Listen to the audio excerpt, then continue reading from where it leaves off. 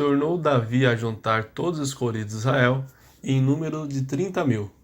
E levantou-se Davi, e partiu com todo o povo que tinha consigo, para Baalaim de Judá, para levarem dali para cima a arca de Deus, sobre o qual se invoca o nome do Senhor dos Exércitos, que se assenta entre os querubins. E puseram a arca de Deus em um carro novo, e a levaram da casa de Abinadab, que está em Gibeá, e Uzá e Aiô, filhos de Abinadab, guiavam o carro novo. E levando-o da casa de Abinadab, que está em Gibeá, com a arca de Deus, Aiô ia adiante da arca. E Davi e toda a casa de Israel festejavam perante o Senhor com toda a sorte de instrumentos de pau de faia, como também com harpas, e com saltério, e com tamborins, e com pandeiro, e com símbolos. E chegando à ilha de Nacon, estendeu Uzá a mão à arca de Deus, e pegou nela, porque os bois a deixaram a pender. Então a ira do Senhor se acendeu contra Uzá, e Deus o feriu ali por esta imprudência, e morreu ali junto à arca de Deus. E Davi se contristou porque o Senhor abrira a rotura em Uzá, e chamou aquele lugar Pérez Uzá até ao dia de hoje. E temeu Davi ao Senhor naquele dia, e disse: Como virá a minha arca do Senhor? E não quis Davi retirar para junto de si a arca do Senhor, a cidade de Davi, mas Davi a fez levar à casa de Obed-edom, o giteu. E ficou a arca do Senhor em casa de Obed-edom, o giteu, 3 meses, e abençoou o Senhor a Obed-edom e toda a sua casa. Então avisaram a Davi, dizendo: Abençoou o Senhor a casa de Obed-edom, e tudo quanto tem, por causa da arca de Deus. Foi, pois, Davi, e trouxe a arca de Deus para cima da casa de Obed-edom, a cidade de Davi, com alegria. E o primeiro ponto da nossa mensagem hoje está no verso 6 e 7 de 2 Samuel, capítulo 6, o texto em que diz que Uzá, ele toca na arca para poder evitar que a arca caísse no chão quando os bois deixaram que a arca se pendesse. E no momento que ele toca na arca, Deus vem e abre uma rotura em Uzá, fere Uzá, e Uzá morre. Meu amado, esse texto, desde a primeira vez que eu li, eu confesso que ele me chamou muita atenção e me prendeu nele. Porque se nós pararmos para observar, a intenção de Uzá foi a melhor. Vou segurar a arca para que a arca não venha cair no chão. Mas nós observamos a história, o contexto de toda essa história, observamos que a maneira de eles carregarem a arca estava errada. E esse primeiro ponto que eu quero deixar para você é que não se pode carregar a presença de Deus sem disciplina. Presença de Deus e disciplina, elas caminham lado a lado. A maneira que eles estavam carregando a arca do Senhor era a maneira que os filisteus fizeram, quando resolveram despachar a arca, porque essa arca havia causado grandes tragédias no meio deles. Eles decidiram ali colocar a carroça em cima de uns bois e despacharem a arca.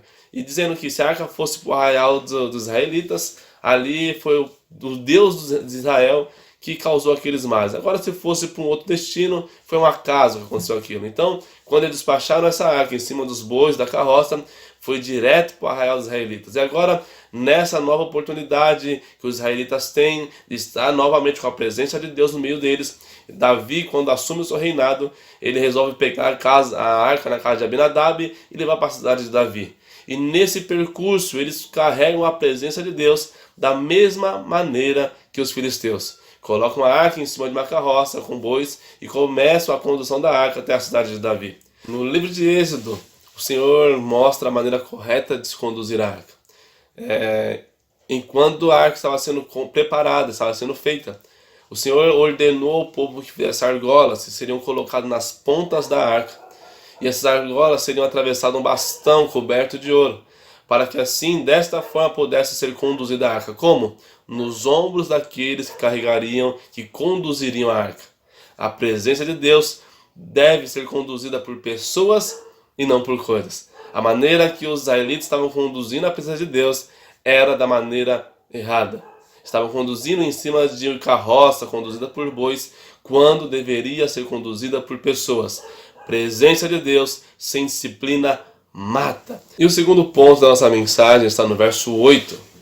Quando Davi, a Bíblia fala que Davi se contristou porque o Senhor abrira uma rotura em Uzá. Meu amado, deixa eu te falar algo em nome de Jesus. Não espere uma rotura se abrir na sua vida para que assim você possa fazer as coisas do Senhor da maneira correta. Não espere uma rotura se abrir na sua vida para que assim você venha fazer as coisas da maneira correta. Daí fala que Davi se contristou e temeu muito ao Senhor, depois desse acontecido. No livro de Números, capítulo 20, nós observamos uma história, nós acompanhamos uma história de Moisés. E quando o povo começa a questionar Moisés, a reclamar com Moisés, que estava com sede, Moisés clama ao Senhor.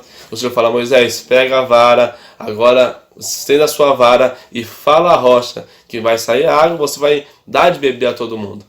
Moisés, mamãe, já havia passado por essa experiência.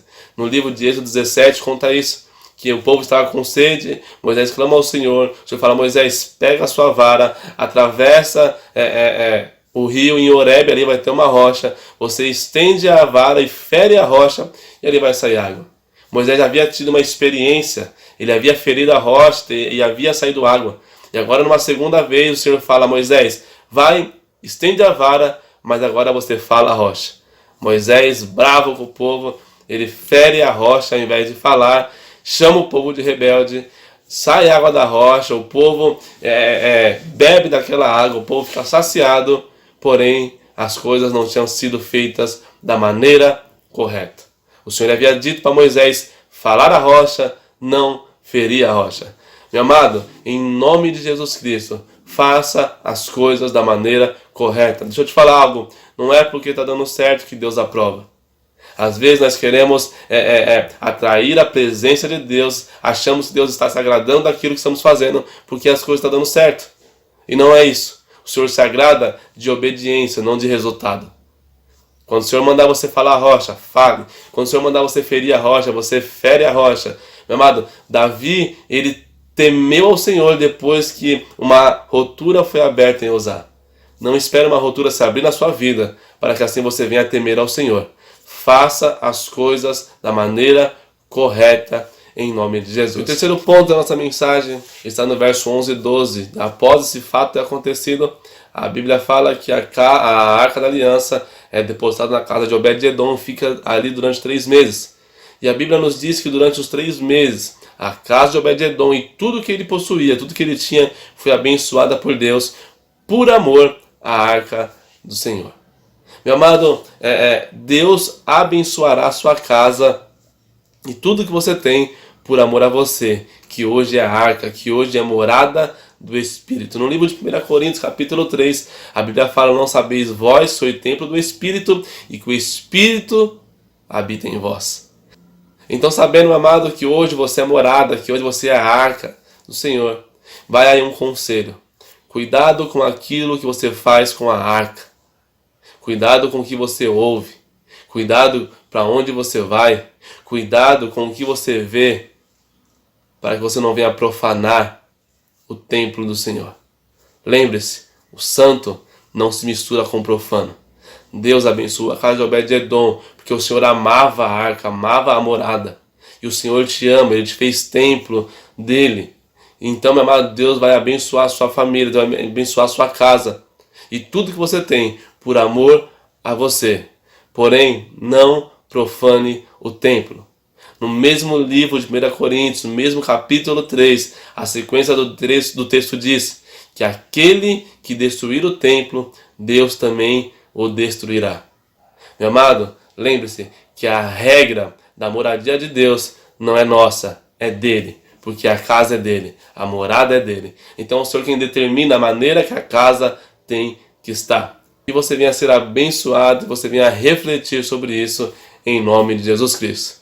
Deus abençoe a sua vida. Eu sou Gustavo Feliciano e na próxima semana trarei para você mais um vídeo, tenho certeza que vai te impactar em nome de Jesus. Deus abençoe.